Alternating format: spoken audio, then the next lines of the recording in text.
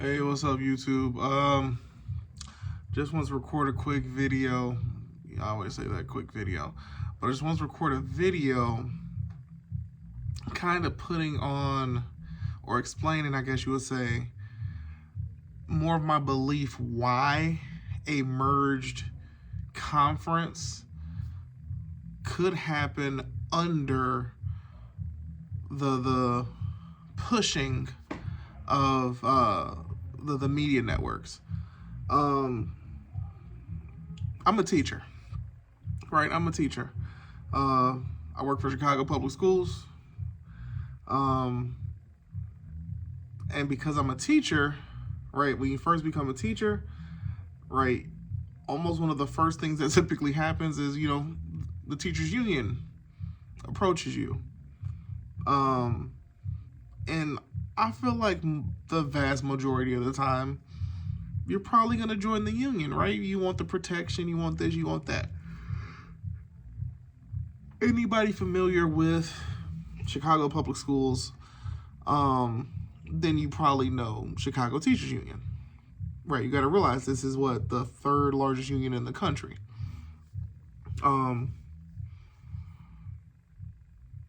Right now, we're fighting for a new contract. Then this is going somewhere. I'm gonna relate this back to sports. Not trying to get political or anything, but we're fighting for a new contract. And in that contract, one of the key pushes or the key asks, and this will be like this with any contract you're fighting for, you're looking for an increase in pay. One of the things that we're using or saying is, right, this increase in pay goes along with the cost of living, right? This isn't just us being like, oh, well, we want more money just because we want more money. It's literally more because, well, there's a cost of living increase, especially with the city of Chicago, right?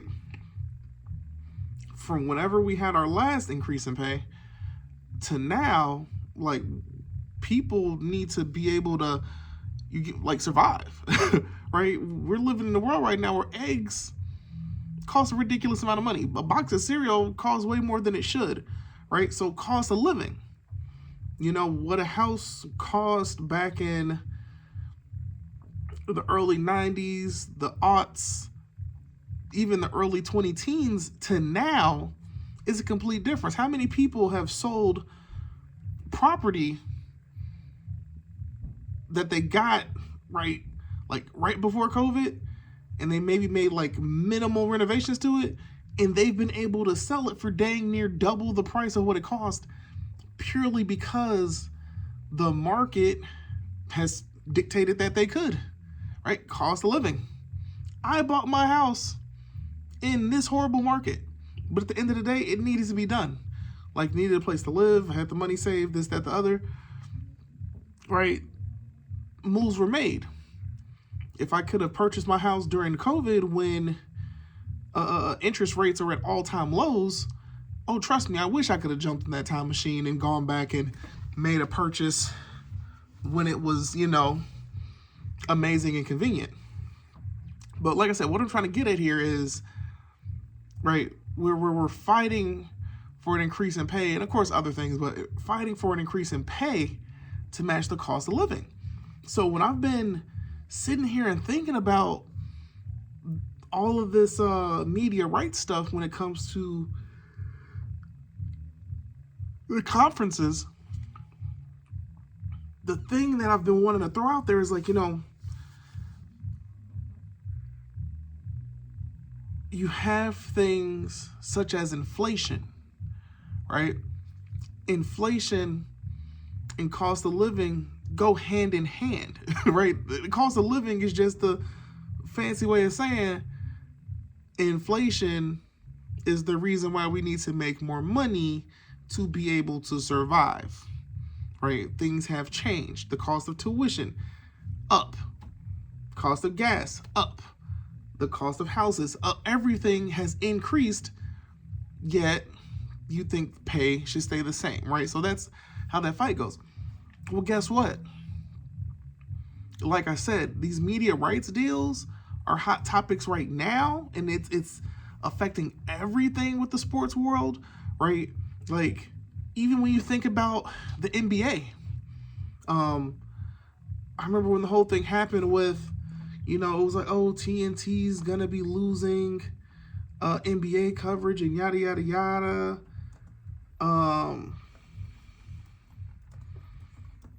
And it was like, what? Like, inside the NBA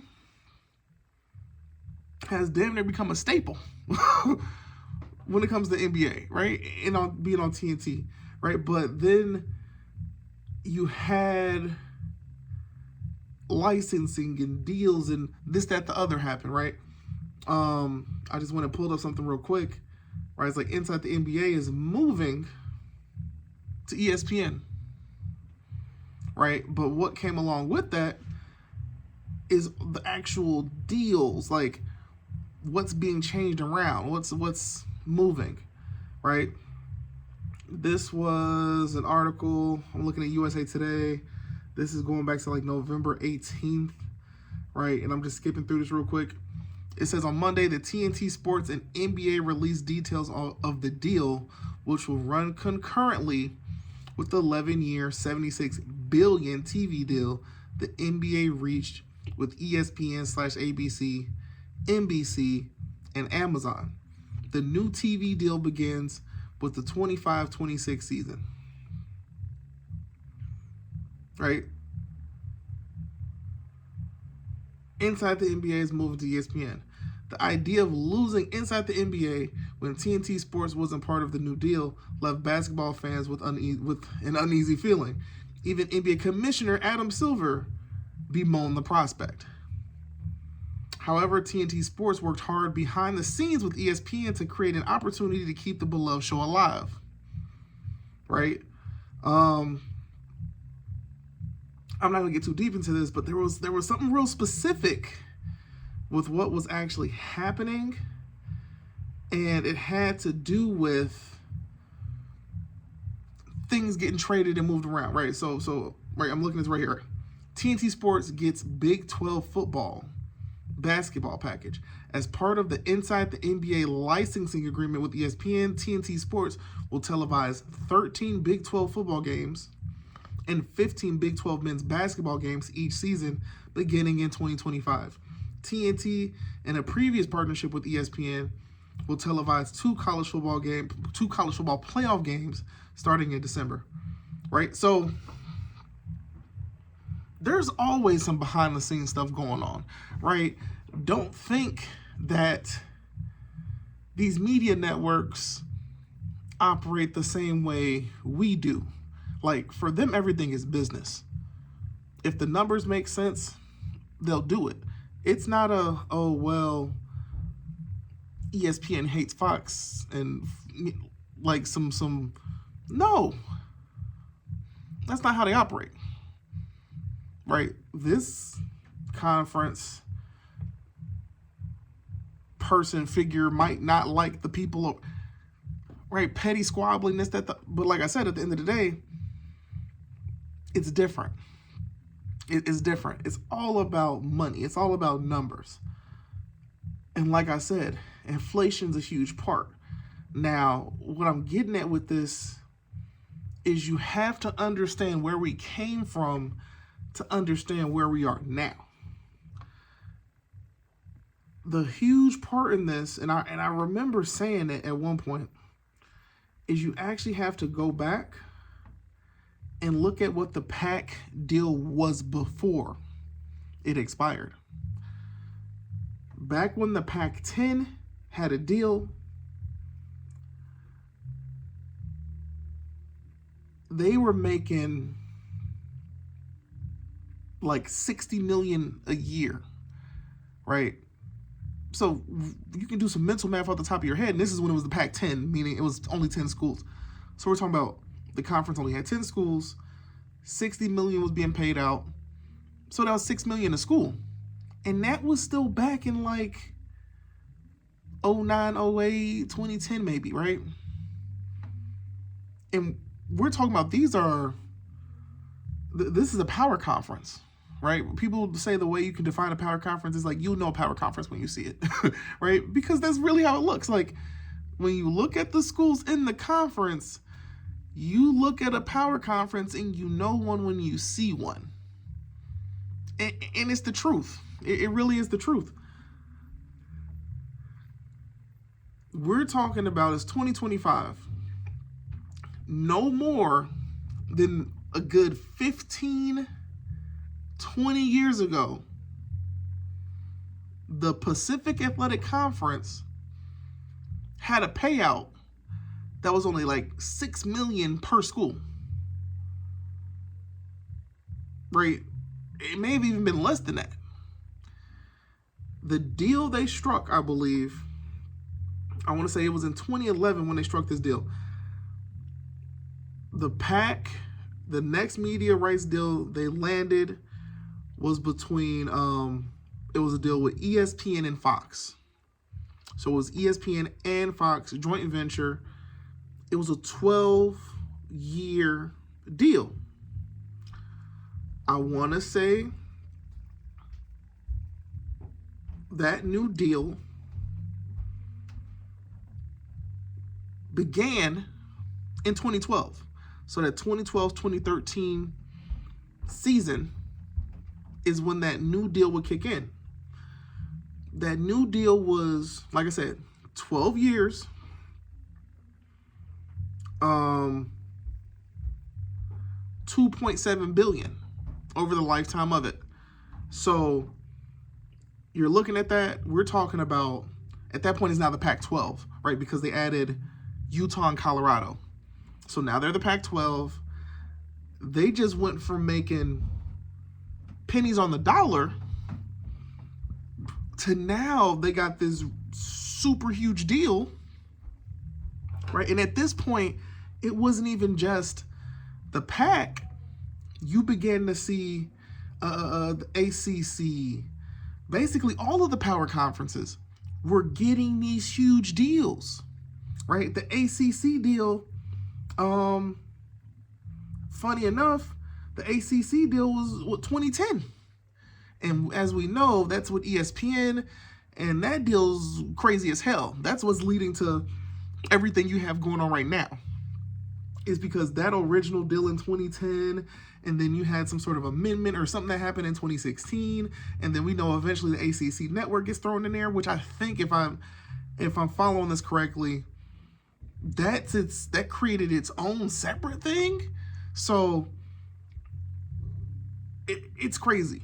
Like the whole ACC deal is wild, right? But the ACC deal was also a 12-year deal. I want to say $1.86 billion. I don't know if when it kicked in exactly, but you had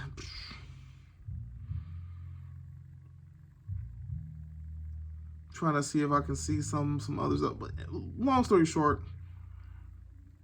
I don't know if this deal kicked in exactly in 2010, or maybe it kicked in the year after or a couple years later. Because typically the way these deals work, right, if you know your media rights deal is about to expire, right, the goal is, right, okay, we want to come back to our media rights partners and we're going to, work on this new deal or maybe an extension.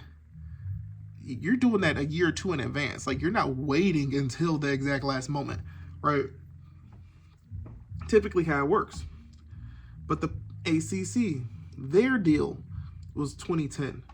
The Pac-10 at that moment, or they were going to be the Pac-12 by the time this deal kicked in, that was 2011. The SEC, they had a deal recently that was also up there in those numbers. So it was, their deals were also more than, I want to say their deals were more than, they had to have been more than the PAC, or maybe actually they could have maybe been a little less. I can't really remember. But you had, actually, no, look, you had the ACC had $155 million a year, right? The Big 12 they were getting $130 million a year. SEC, the Pac-10, which will be renamed the Pac-12 in July, with the additions of Utah and Colorado, top these deals as well as the $205 million the SEC gets and the $220 million paid to the Big Ten. So, if I'm looking at this correctly, the PAC at one point had more money coming in than the SEC and the Big Ten.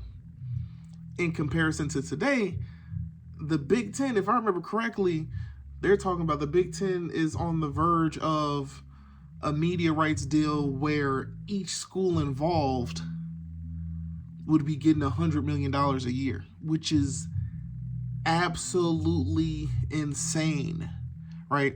Speculation. Nobody has exact proof of that. But then again, the way things have gone because of inflation, because of things exponentially increasing, right? Markets have changed. There's way much more money, viewership, this, that, the third, going into college football. And that's how we got to where we got to today.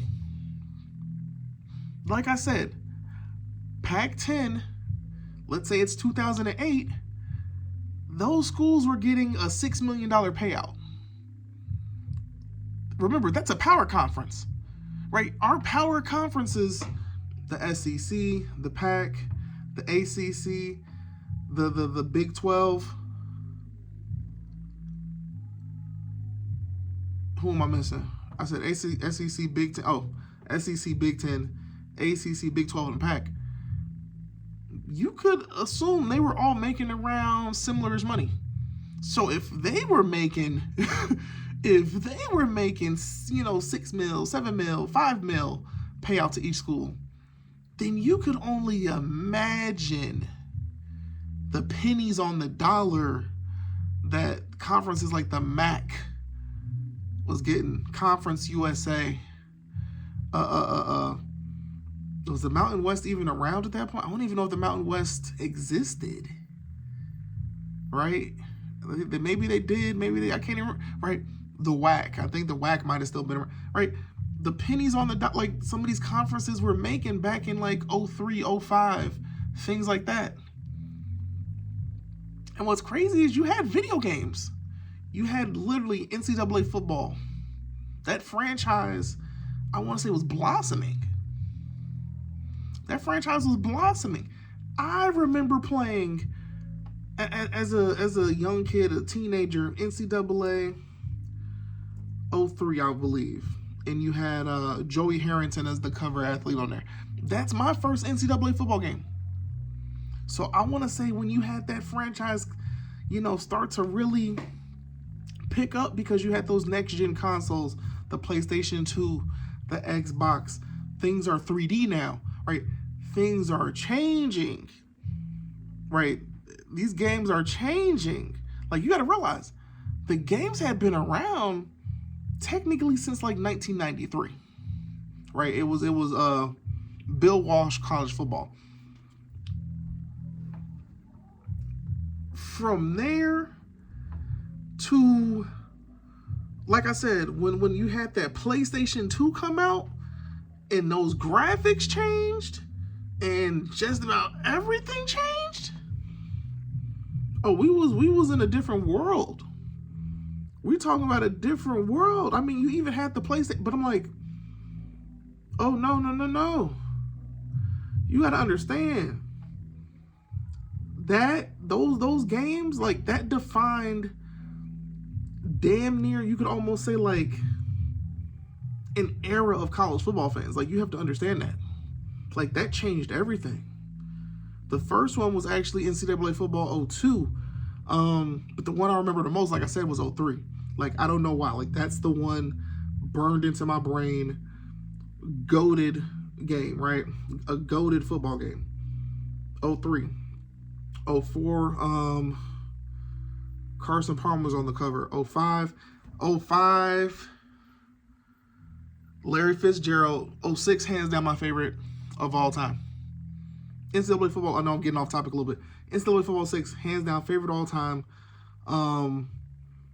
But that you have to realize, you now have, probably now more than ever, the landscape of college football is changing, right? You got younger, the college football fan, honestly, slightly getting younger and younger. Because like I said, you have kids playing these games. And like I said, once they became 3D, and it's like, oh, here's Madden, and here's this year's Madden release, and here's this year's NCAA football release, and I can take my college player and then transport them into the new Madden game. So you have that.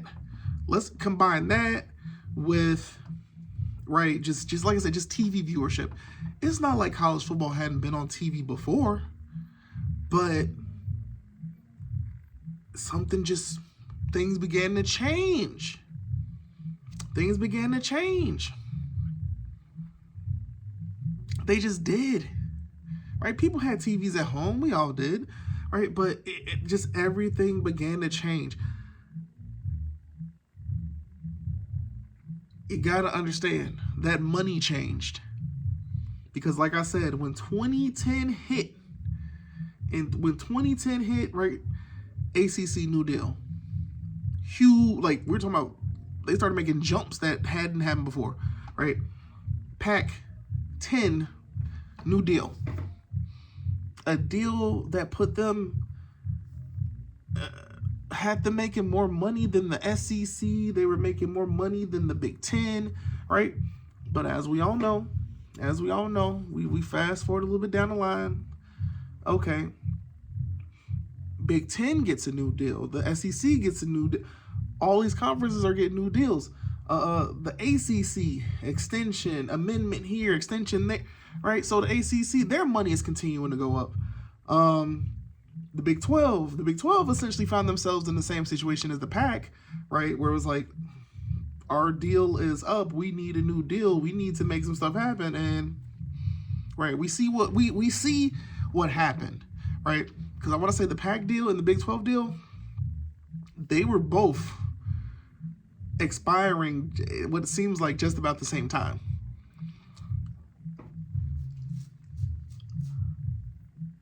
The PAC wanted essentially what would have been, I think, like a 45, 50 million plus payout for each one of their schools yearly. So you're talking about, you got 12 schools and you want 50 mil a year. Let's just say 50, because if I remember correctly, that was the number. 50 million a year, 12 schools. If I'm looking at that,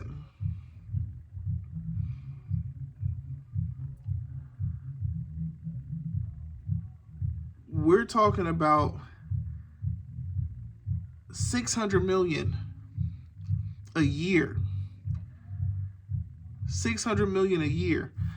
I think I heard something.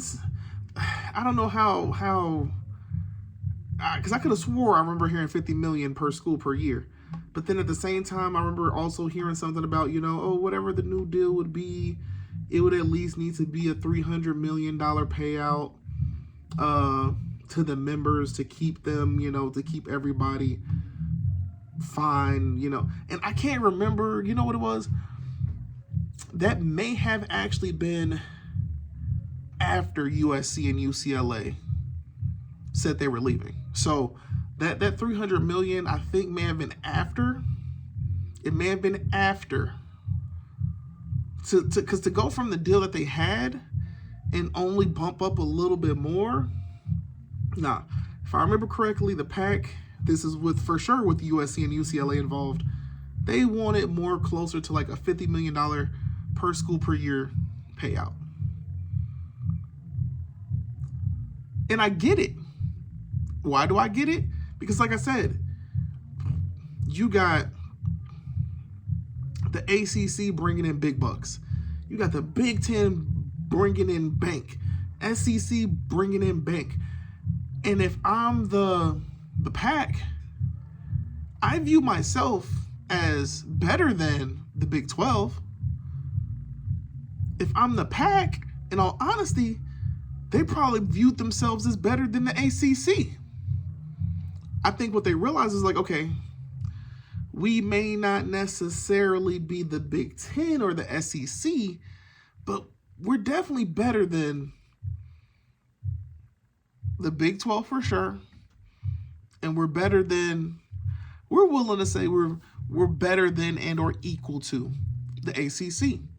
So they wanted that type of money. Reality is, I guess it just wasn't happening.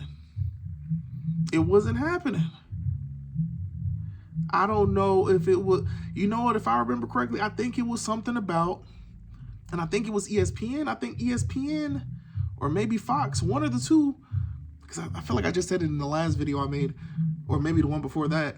But one of the two, ESPN or Fox, was like, you all have been mismanaging basically a lot of things. Let's work out this new deal. Let's work this. Let's do this. Let's do that. But let us take control of this, and you all just sit back. You all just sit back and collect when you pass go, right? And the PAC said no. They didn't want to relinquish certain rights. They didn't want to give up certain things. So something that, in retrospect, definitely probably would have been huge for them today, and they would have probably all still been together, and it still would have been the Pac-12. You know, maybe they still add SMU. They probably still add SMU. Maybe they add San Diego State still. Now they're the Pac-14, right? Who knows what move they may have made. But if they had made some moves in the past, they wouldn't be in the current situation. But like I said, the thing you got to realize, and what makes the most sense, the PAC wanted what they wanted. And it's like they weren't budging on it. Because somebody knew, well, this is where we value ourselves. And we see the money being thrown around right now. Now, I wouldn't be surprised if ESPN or Fox or whomever it was, they may have been willing. They may have been willing to pay $50 million. But I can bet you some money. It was probably $50 million on another 10-year, 12-year contract. And the wild, crazy part is the PAC was probably like, no. Because that's how this works, right? These conferences now, like, they're not locking into these long deals anymore. They're like, nah, this money is changing. This money is definitely changing. And there's more people getting involved. So they're like, no, we don't want no 10-year, 12-year deal. We can do 6, and then we'll come back to the table. Maybe we add an extension on if things going right? Y'all increase the number some more, and we extend out a bit more. But we're not doing 10-year deals. We're not doing 12-year deals anymore. We're not doing that because they see how this money's changing, and they want their piece of the pie. I say all that to literally say the PAC and the Mountain West merging and getting paid $15 million isn't insane at all.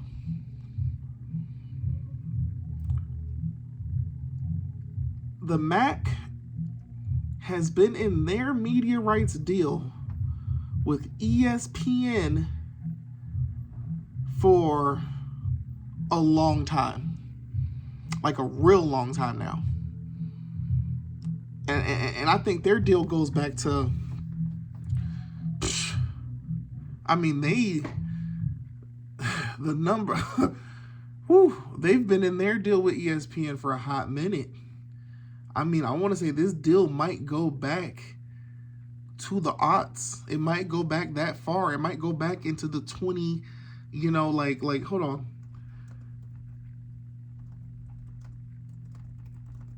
I got to look this one up. Like, I can't even remember when it started, but it definitely went a hot minute.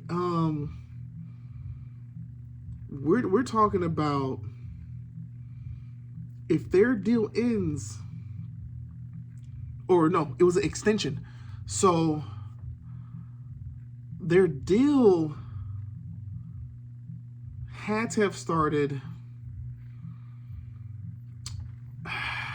let's see, because they agreed to a 13-year extension, which is wild. They agreed to that 13-year extension in 2014. Right, so it's crazy, like, it's truly crazy, right? And it's funny enough, here's the funny part. All right, I'm reading this article, and it's Brett McMurphy. Now, as much, there's moments where I'm like, don't listen to him, but it's funny enough, out of all the people right now, right, who reported on this, right, it was Brett McMurphy back August 18th, 2014. Right, the Mid-American Conference and ESPN have agreed to a new 13-year media rights deal through 2026-27. The new deal between the MAC and ESPN rewrites the current 8-year deal, which was set to expire in 2017. So, yeah, the deal they had technically went back to the aughts. So we can say that the deal they had started in what, 08, 09, something like that, and was gonna expire in 2017, and then they added more years on top of it. So the MAC had just been locked in to just a nasty deal forever.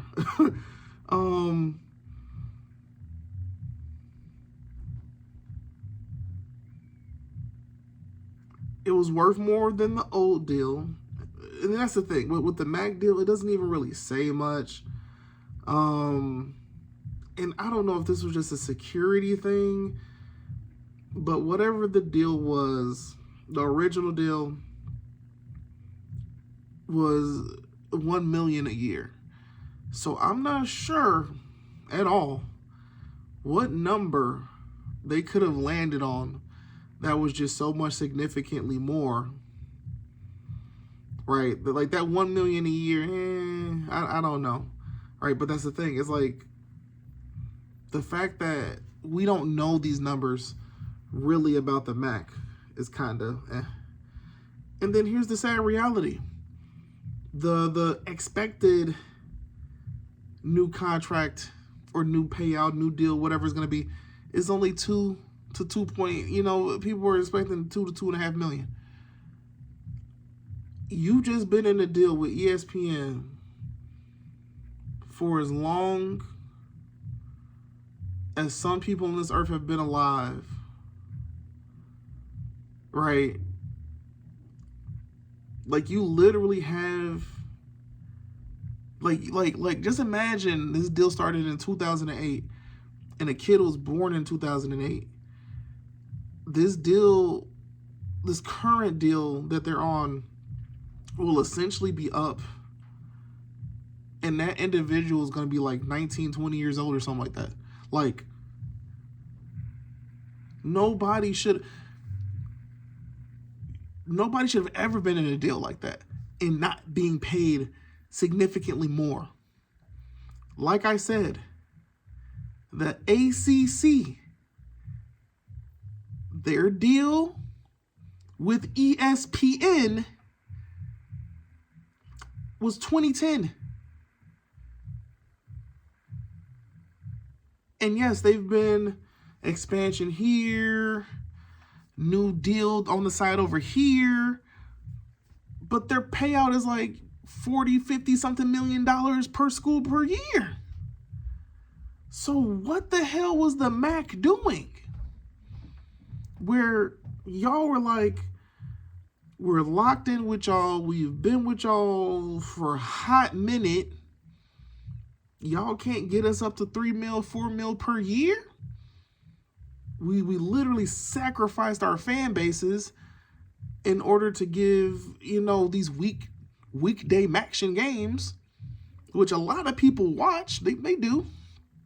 Folks are into them, because it gives somebody something to watch on on a Tuesday and a Wednesday. It gives them football to watch on a Tuesday and a Wednesday. They sacrificed too much and didn't get a whole lot of nothing in return.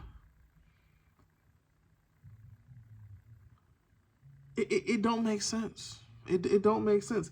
This is why NIU's like, yeah, we're good. We'll take something elsewhere. We'll take something elsewhere because whatever deal the MAC is about to get is not going to really be much better. And then by the MAC now officially losing NIU, yeah, I don't see their deal.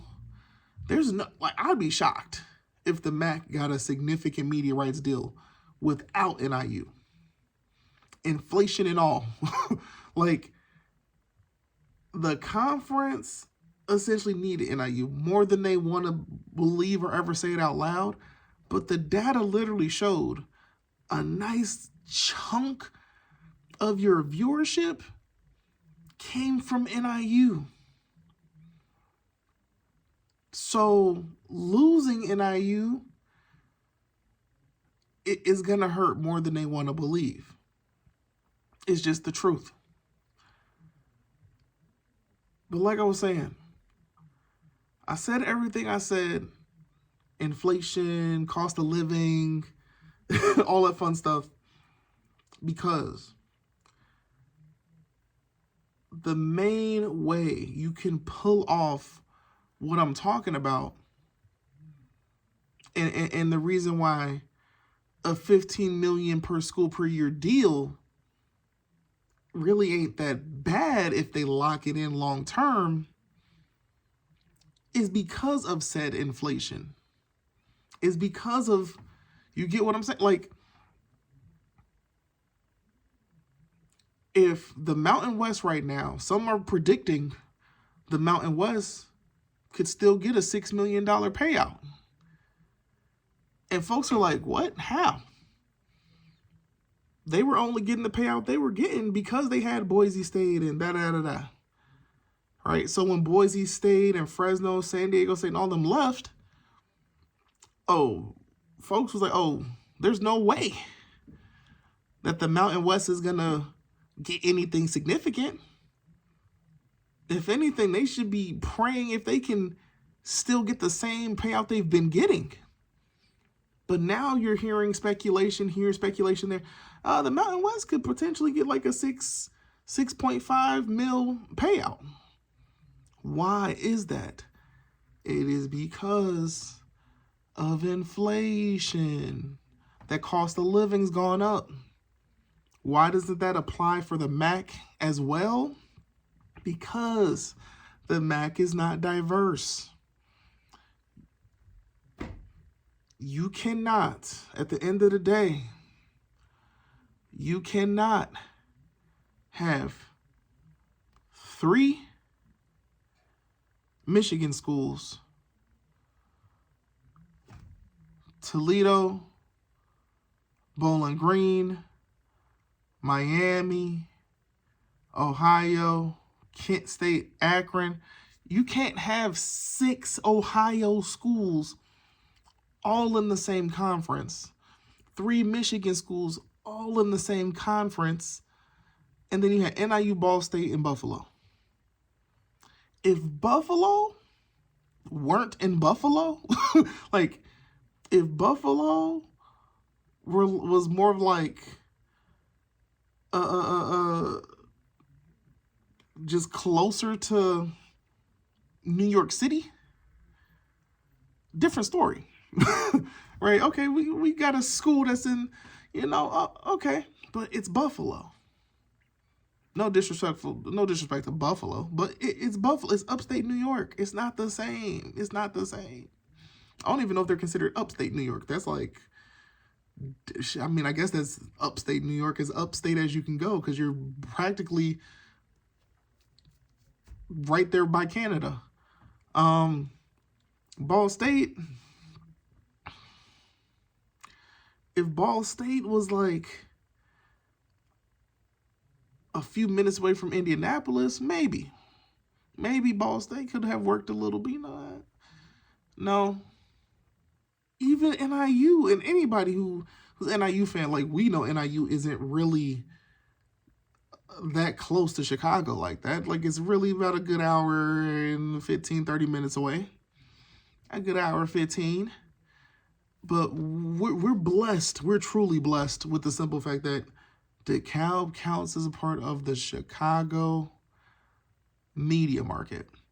Because Chicago is like, we have enough people who live out there but work in the city. We get to count them. DeKalb is a suburb of Chicago.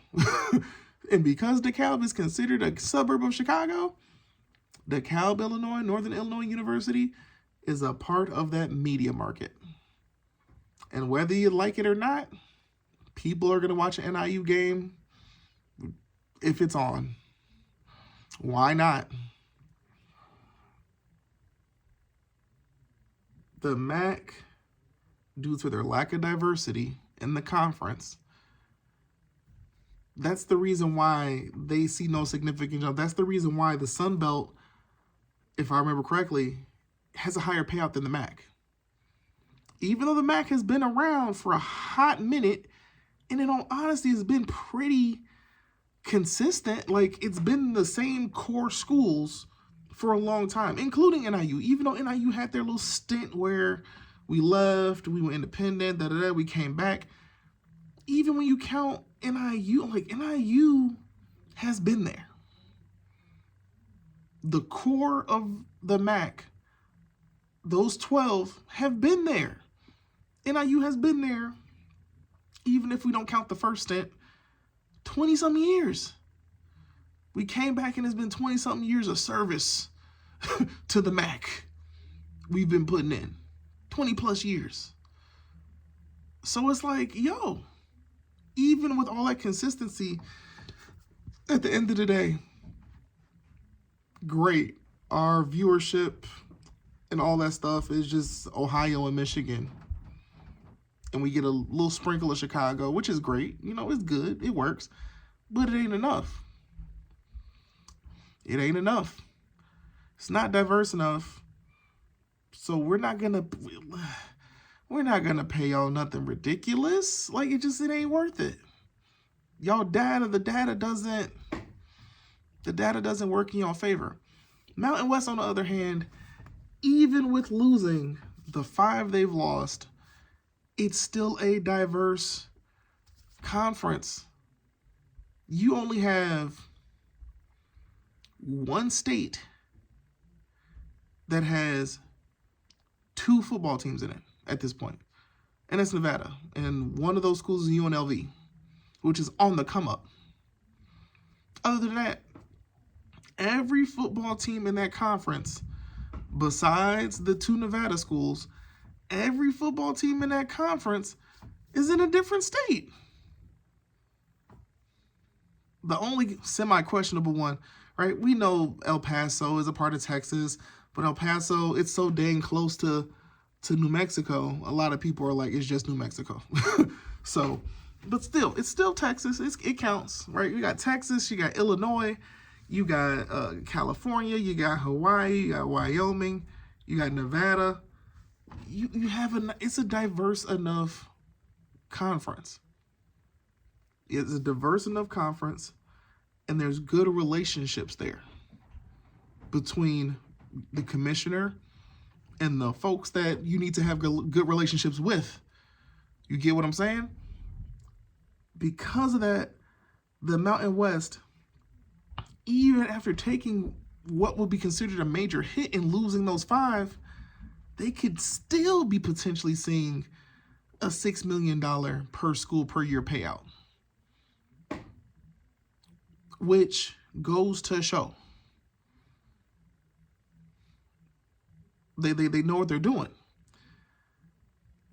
If you merged, and I'll say this again, and this time, like I said, the thing that makes it work and the thing that makes it make sense, the thing that can, if you merged the PAC and the Mountain West, and they just were the PAC, right? They were just the PAC, right? Not the Pacific Mountain. Me personally, I would like the Pacific Mountain Conference or the Pacific Mountain West Conference, whatever you want to call it. But if somebody said, y'all are just the PAC, and like I said, we know the PAC has essentially CW, and it seems like there may be some interest maybe from ESPN. ESPN may have finally come back and is like, we're interested. We're not interested. We're interested. But we know the PAC has the CW. We know the Mountain West currently right now, Fox, CBS, and TNT.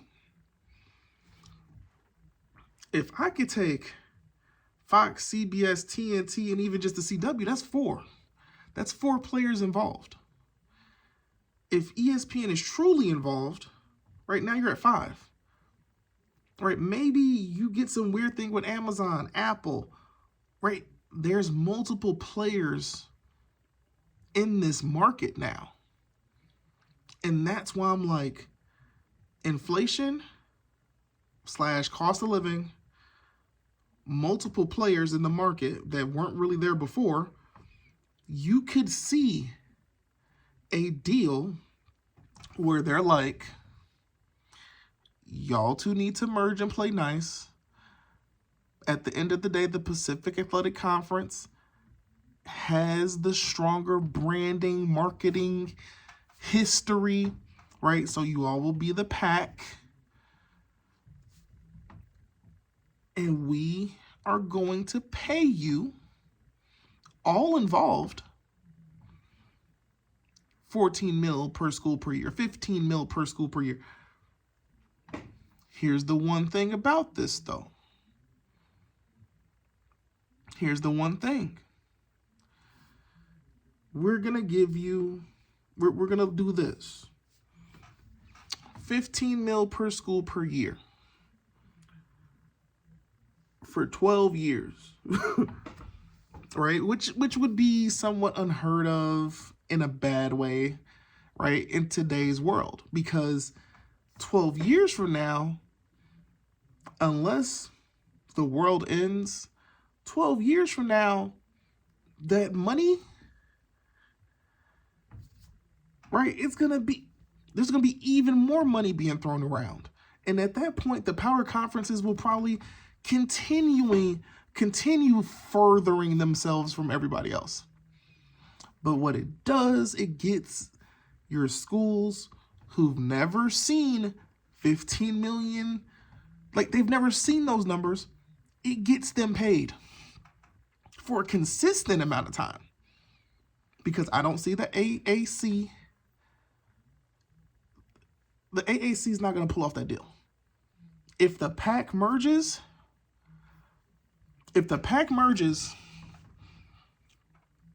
it would take a few schools, a nice little handful of schools from the Conference USA to become major players, right? Start performing like real, pull off some real good seasons, then get snatched up by the AAC to try to raise their value. And then the AAC is like, okay, well, now we want 15 mil a year, right? Like, if you merge the Mountain West and the PAC, and you pay them just enough to be quiet, and you can lock them down for the next 12 years, while you go off and you're doing your business with the AAC, with the ACC, Big 12, Big 10, SEC, and you have the PAC for what would be probably considered a drop in the bucket, right? Because in reality, like I said, this wouldn't be a deal that is being pulled off with, it's just Fox and CBS. No, they're not about to invest that type of money. But if it's Fox, CBS, a few people involved, we got a different story.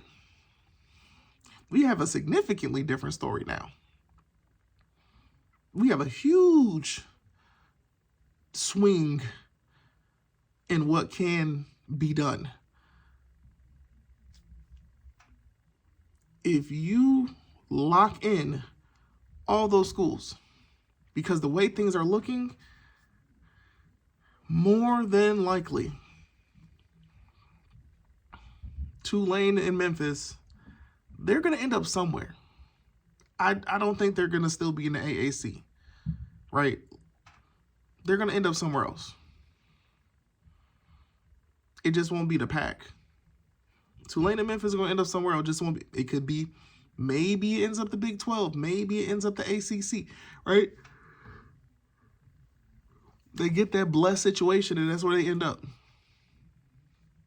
It's not impossible. UConn, same thing with UConn. If UConn continues to get better in football, and then basketball continues to do what they do, somebody's going to snatch up UConn because their basketball team is valuable.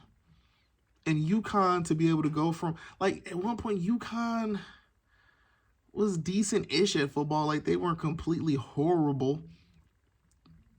They went from not being in the AAC to an independent. They're just doing their own thing. And they've been able to actually grow. So UConn football has been performing a bit. But UConn basketball is what you really want. And UConn basketball, in all honesty, has enough value where they can mess around and see themselves in an ACC. Maybe a Big 12. All it is, a lot of these things align with these media rights deals. So when you, like, we're still going to see some shifts and things happening, but a lot of it aligns with the media rights deals. You want to start looking and, like, when does that conference's deal expire? When does that conference's deal expire next? Because if it expires on this year, pay very close. Let's keep an eye out for what happens to Memphis, Tulane, UConn. Let's see what happens with Boise State. Let's see what happens with San Diego State. Let's see what happens with UNLV. There will be continued movement. It's going to keep happening. Eventually, it's going to hit a point where it's like, okay, we're done. But who knows when? I don't think anybody really knows. Right? I'm past the whole there's too many mouths to feed. That doesn't make sense to me when you look at the Big Ten. The Big Ten is huge. So you can't hit me with there's too many mouths to feed. It's not too many mouths to feed. The Big Ten, they're paying each school a stupid amount of money. A ridiculous amount of money. And we're sitting here talking about there's too many mouths to feed. Do you not see how much the SEC is making? How much the Big Ten is making? The ACC is adding school. These schools are, they got enough money coming in.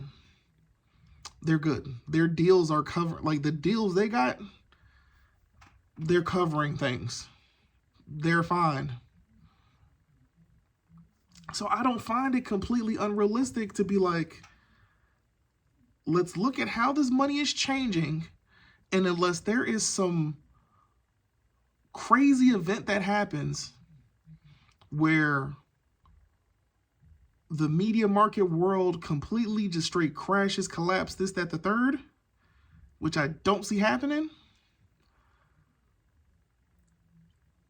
you literally, like I said, you could force these two to merge, pay each school $15 million per year. We're all going to just be the Pacific Athletic Conference. And like I said, lock them down for 12 years. And then on top of that, you do this, right? You do this. Like I said, you can have some escalators, some sort of, some certain little milestones, escalators, this, that, the other, that could lead to an increase in pay. But how about this? You do a 12-year deal. $15 million per school, 12 years. And then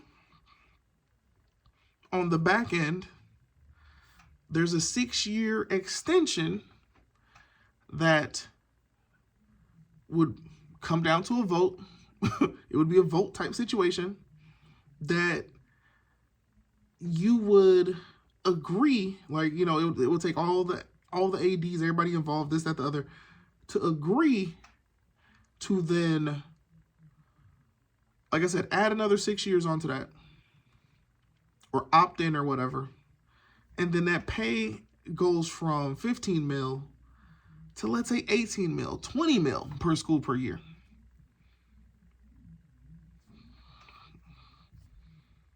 But it would be another 6 years you're adding on.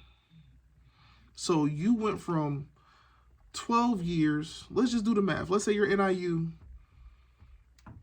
If NIU was now potentially able to get 15 mil per year, you can't, like, NIU has to make some, this is some NIU, our university type changes. Because if NIU put themselves in that situation where it's like, we just got the golden ticket and we're still gonna neglect athletics, that I'm calling BS on that. People got to get fired.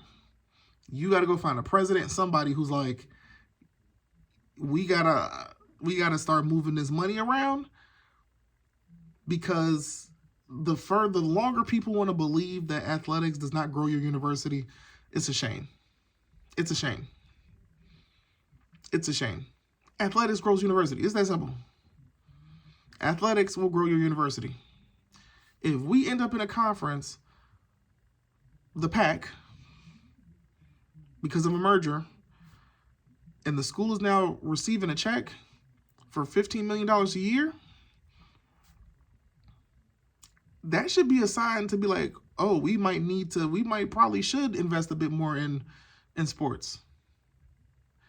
You now invest more in sports. We finally have a decent athletics budget.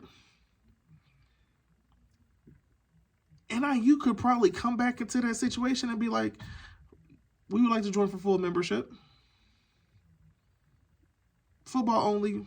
So we can join for full membership. We can make it happen. No problems. Because there's enough money, not just from the media rights deal, but the athletics budget in general now has an appropriate amount of money to truly compete. And once you do that, well, guess what? It won't just be that we're in a good situation in the PAC. Like I said, if NIU grows their brand, NIU competes and we're performing and we're doing everything we need to do, NIU, although the odds may be slim in this, that, the NIU could see themselves maybe, just maybe, in the Big 12. They could see themselves maybe, just maybe, in the ACC. We don't know how all this stuff is going to end up, right? Who knows? I'm 32 right now. When I'm 52, who knows what the college landscape will look like? No clue whatsoever. We have no clue what things will look like. But moves got to start being made once certain things present themselves. This is all hypothetical. This is all speculation.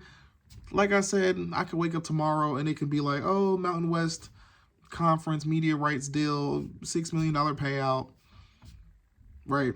The PAC, their deal's $10 million, and then that's it. Like, they're locked in. Merger most likely not going to happen, and we move on with life. But like I said, the thing that can make that merger happen, and what makes it feasible, what makes it realistic, the reason why 15 million isn't unrealistic, is because of, look at the market. 15 mil, and you're getting all the schools involved.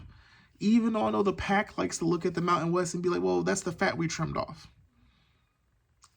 Whatever they want to think and believe, if these media conglomerates come to both parties, and they're like, get your shit together, because we're trying to pay y'all, but y'all need to get it together, figure this out, merge, you will all be the PAC, because like I said, at the end of the day, that is the stronger brand. It is more known, right? You're now the PAC. We're willing to pay you, like I said, I'll just stick to the number I've been saying, $15 million per school per year. Here's our terms, 12 years. I only see 2 schools in that situation trying to complain, and it's Oregon State and Washington State. Those are the only 2 I can imagine even attempt to try to turn their nose up at that offer. When you have everybody else involved, that's like, bruh, this is life-changing. This is huge.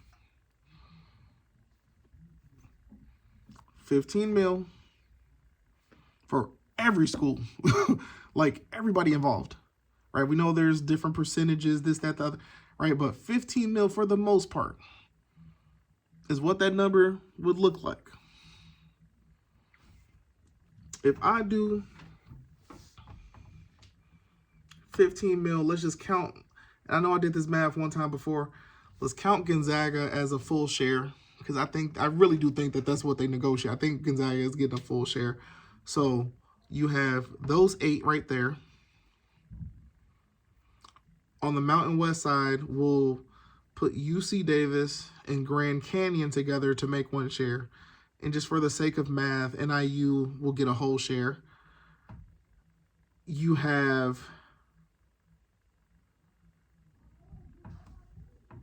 nine on that side.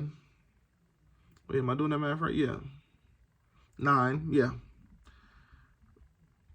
We have 9 from the Mountain West, shares-wise.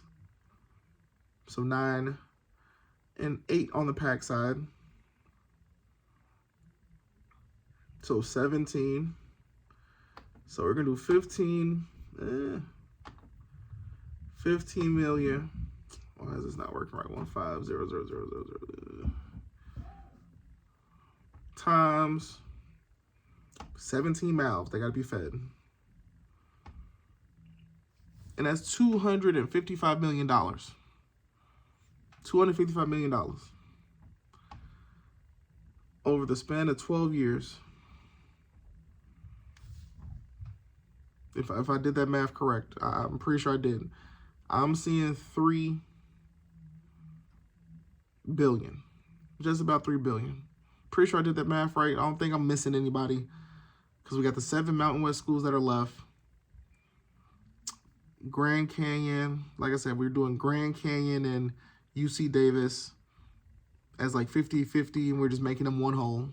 So that's 8. 9. Oh, I forgot somebody. Got to go back and do the math again. Forgot all about UTEP, my bad. So 10 on the Mountain West side. So 18, there we go. I knew something wasn't right. 15 million times 18. 18 mouths needs to be fed. That's 270 million a year. Now, hear me out.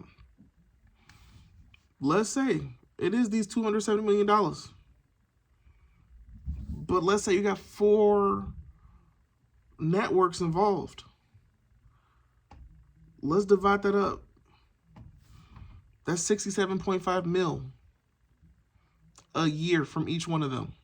$67.5 million a year from each party involved is going to fund this little science experiment.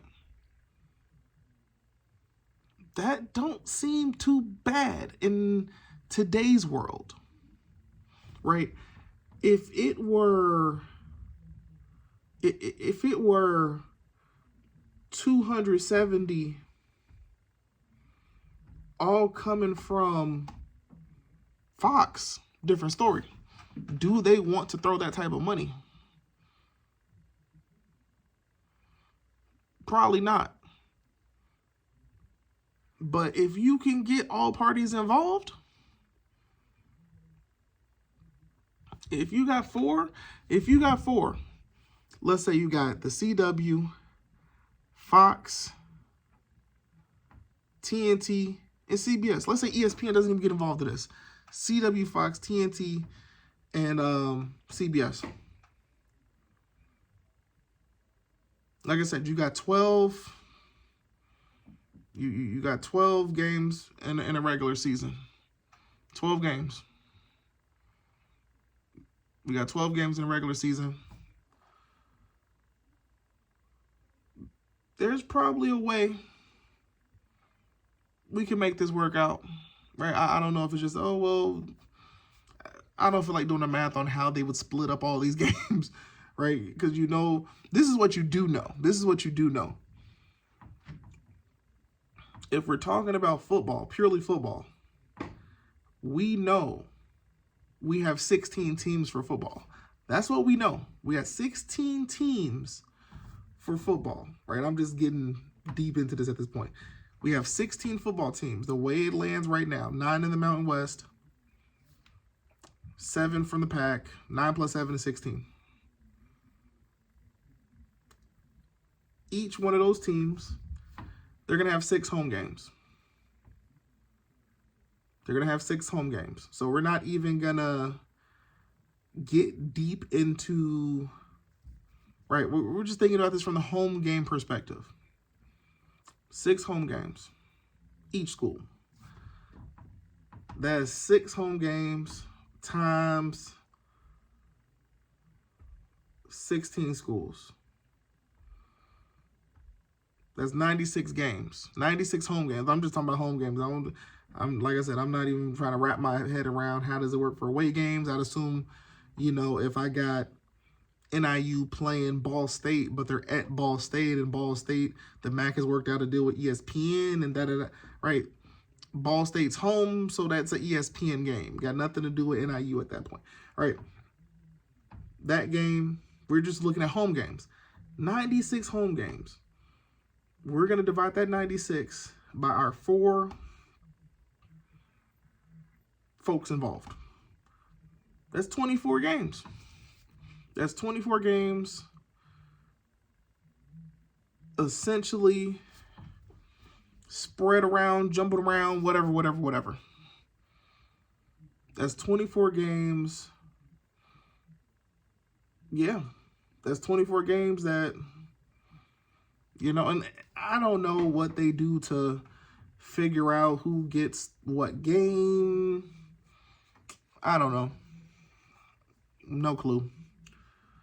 You know, right, does Fox pay more to be the one that gets that premier matchup, right? Are they going to be the ones that pay more to get your Boise State versus whoever, the other school that's bringing in huge viewership, right? Are they going to pay more to get, you know, okay, it's Boise State versus Washington State, right? This is the big game of the season right now. You know, we're deep into the season. Both teams are undefeated, right? Who's getting that game, right? Like I said, this is outside of my realm. I'm just throwing darts at the board right now. But like I said, if the PAC has the CW already, for sure, it seems like, you got the Mountain West, that's Fox, CBS, and TNT. You could potentially work something. You got 4 right there. Maybe you keep ESPN out of this. Maybe you just straight up like, let's keep ESPN out of this. We don't want no wacky. We don't want any Tuesday night games, Wednesday night games, Thursday night games. We're going to stick to Friday and Saturday. We're going to keep ESPN away from this. We're going to see how this works. We're going to see how this goes. $67.5 million a year from each one of our partners involved. And then for all I know, like let's say that's a bit much for what TNT is trying to do, or let's say that's a bit much for what the CW is trying to do. You know, maybe they sell some of their games off to, let's say Amazon or Apple. I don't know, but there's ways to make this work. There's ways to do this, right? There's plenty of, it's doable. It's doable. I really do think it's doable. And the longer this goes on and the slower it goes, like I said, speculation is that the PAC's media partner they're working with, who's doing all this stuff, the valuation and yada, yada, yada, and working with them to find a deal. Oh, they only started working like a month and a half ago. So it's way too early, way too soon to see what this media rights deal may be, yada, yada, yada.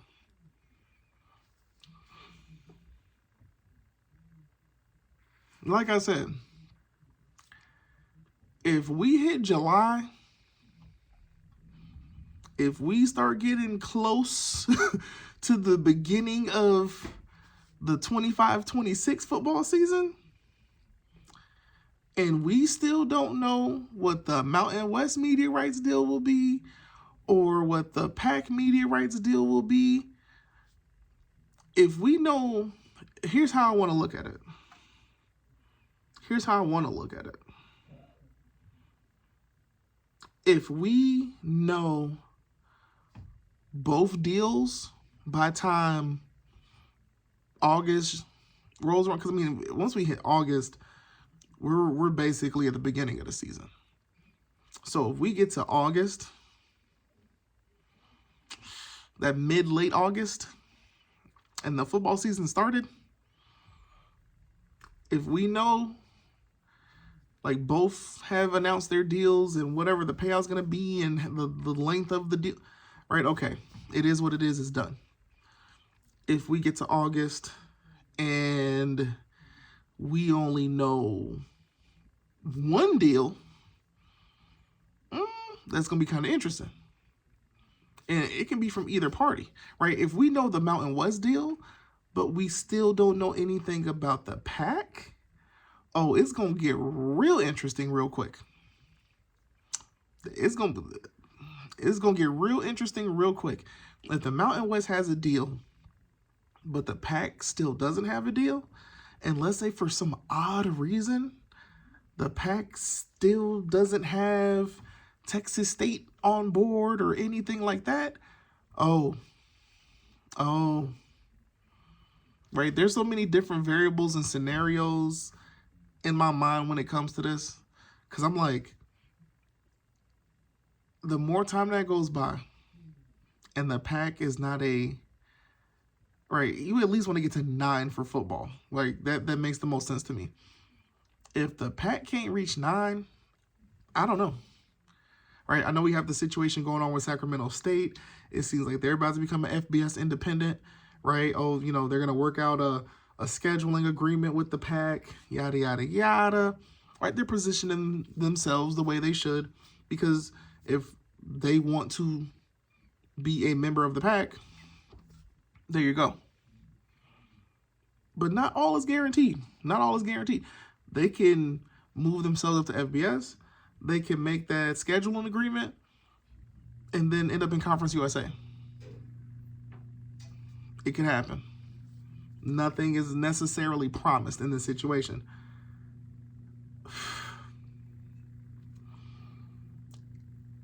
I personally want a merger to happen, because like I said, everybody involved gets paid.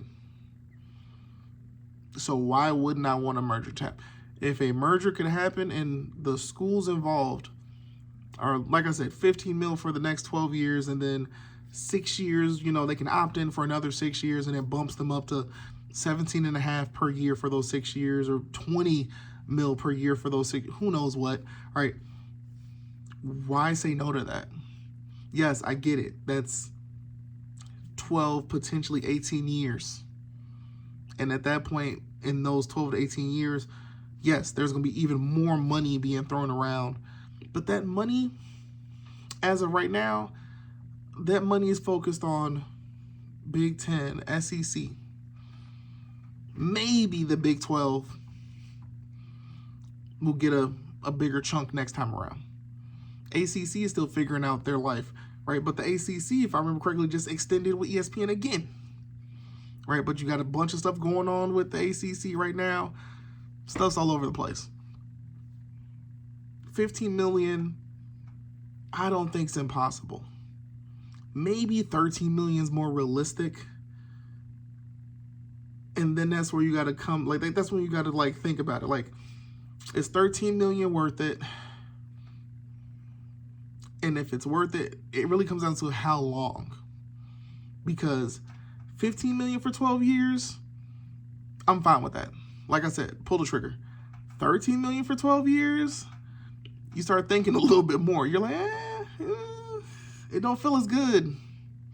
It don't feel as good, especially if you're talking about, oh, the PAC potentially has a 10 mil payout coming.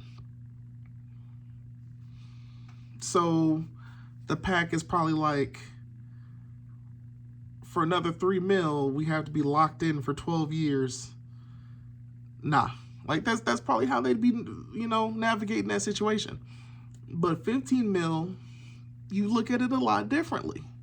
I feel like you have to look at it differently, because that's a significant amount of money for those particular schools involved. So yeah, like I said, I could ramble about this all day, but my thing was, like I said, we have to start looking at things the way we look at the rest of the world that's going on around us. Like I said, if everything else is inflating in price, if everything else is going up,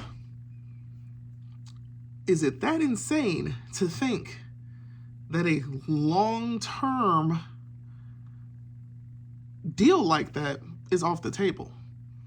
Because like I said, it could be a interesting move for these networks, because nobody said you can't have 4 networks involved,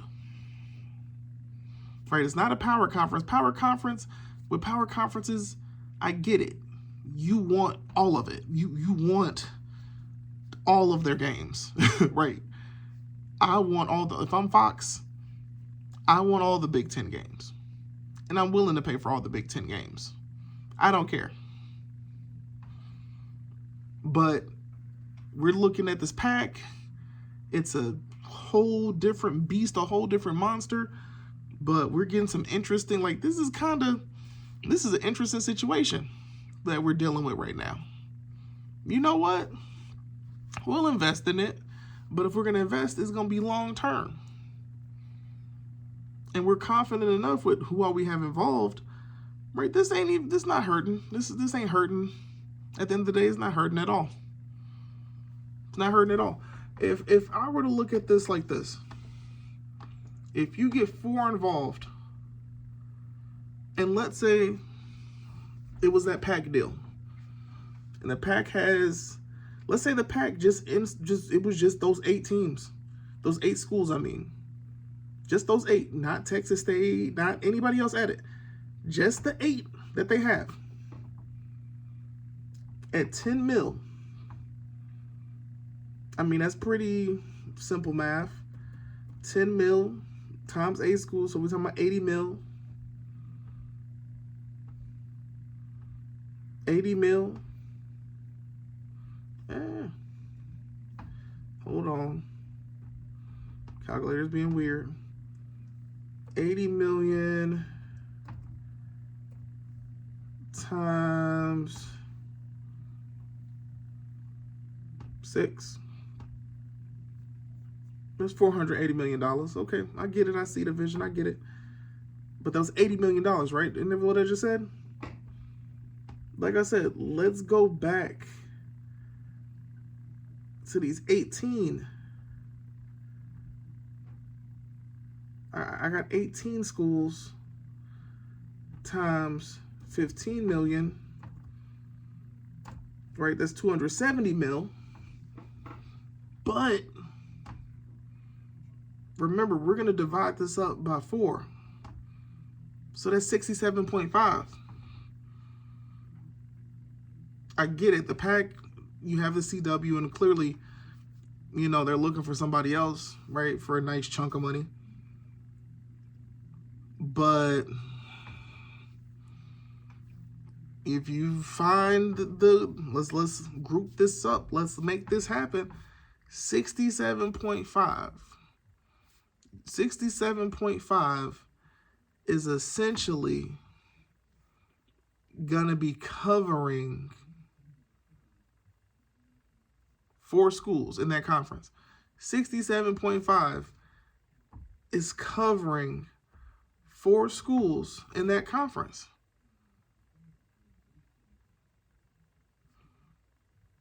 That's the way I'm looking at it. Right, I said 16 schools, right? Or no, that was 16 just for football. My bad. It was more schools than that involved. But yeah. Let's do the math the correct way one more time. And I'll be done with this video. 15 million. We know we have 9 for football in the Mountain West, 7 for football in the PAC. So that's the 16.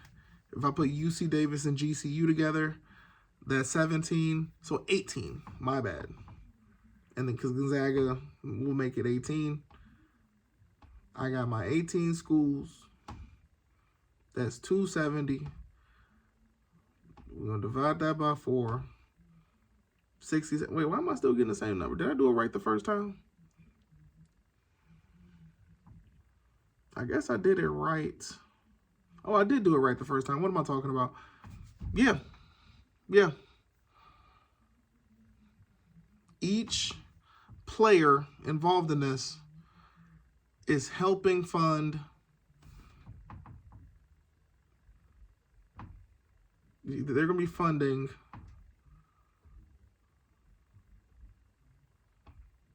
four and a half schools. That's what I meant to say. They're going to be funding 4.5 schools, you know. So it's doable. You just got to get the right parties involved. And at 67.5 a year, you could be that right party, right? We could do something fun for the next 12 to 18 years. And like I said, you'll see these schools transform, hands down, because that's more money than any of them have seen, except for, like I said, Oregon State and Washington State. Everybody else, that's significantly more money than they have ever seen. All right, NIU's talking about potentially stadium expansions and this, that, the other.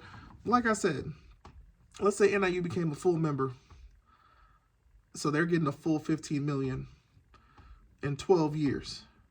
NIU's getting $180 million is going to come into the NIU athletics department. That is more than they have ever seen, ever. Hands down. Hands down. With that amount, these schools should be able to, I mean, even when it comes to recruitment, if you're getting 15 mil a year, combine that with, you know, let's increase our athletics departments, right? Let's try to hit a certain mark. You got 15 mil coming in from that. You got the other monies coming in from wherever they're coming in from. You should be able to see some of these schools competing with potentially the bottom tier of the power conference schools, I guess you can say, right? If that makes any sense, right? You could see, or you would for sure probably see, definitely, like Boise State would hands down be out recruiting Purdue. Boise State would hands down be out recruiting a Wake Forest, right? It wouldn't even be like, there's no way. Like, you would see these schools transform. And that's what it kind of comes back to. Then you kind of got to start looking at it like, is that a power conference? And then that's where things get real interesting. If I'm those media networks, I would want them to be considered a power conference. They're a power conference, but I locked in a power conference for 12 to potentially 18 years. I made a power conference. Like, that's what they could say they would do. So, like I said, this is just like my justification, a different lens, a different way to look at what I'm talking about, what I'm like, 15 mil could happen, right, in a merger type situation. And these are the variables, the different parts and pieces you need to make it happen. like I said, you need to have multiple parties involved. And I think it's possible. The key variable involved in this is 12-year deal. I know most people don't want that to happen, but if the 12-year deal gets you the number you're looking for, why not? Somebody please give me a rebuttal. Why wouldn't you want to do that? We're talking about schools that have gone from making maybe 1.5 mil a year, 4 to 6 mil a year, to now making 15. For some of those schools, that is exponentially more. For a nice handful of those schools, that's literally double, triple what they've seen. The only two schools involved where that would be considered a step back would be Oregon State and Washington State. And the reality is Oregon State and Washington State, unless something significantly changes with you all and you all get an invite to the Big 12, or you go join Stanford and Cal and the ACC some way, yeah, 15 mil is going to have to be that new reality. But these are the two schools out of all those schools involved that should be the most developed. They've been power conference status for a long time. So they should have, like, they have their stadiums already. You have the alumni base. You have the... So for them, this should be, you know what? We're going to show you all guidance, leadership, right? This is how a power conference moves. This is this, this is this, this is this, right? We need to get everybody up to the same standard. We're going to grow this and we're going to make something happen. That's what I would be if I was Oregon State and Washington State, since they decided to go this route anyway, right? Instead of them merging with the Mountain West, they decided to go the route they went. The least they can do is truly be leaders in this situation, if this situation were to happen. That's how I would view it. So yeah, man, I mean, like I said, I don't think anything's impossible.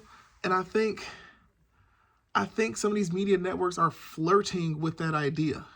I really do truly believe it. Because I'm like, we keep hearing about like, oh, you know, they're trying to influence this, they're trying to influence that. When you think about it, did they not influence Texas and Oklahoma to the SEC? Think about it. They kind of did. The media network was willing to essentially cover the exit fee for them to leave early. That's direct influence on the situation. The media networks could have just sat back and be like, we'll wait it out. It's only we'll wait it out. No, they were like, we will give you all the money up front right now so you all can get in here and we can make some things happen. So influence is definitely alive and real. This would be a situation where it's like, okay, now the media networks are literally making conferences. And it would get real interesting real quick because you have some interesting players involved in this, right? Let's see what happens if we give a school like NIU some money and some marketing and some this and some that. How much of that Chicago market can they actually tap into? Let's see what we can make happen. It'll be interesting. Real interesting. So, like I said, that's my thoughts on it. Peace.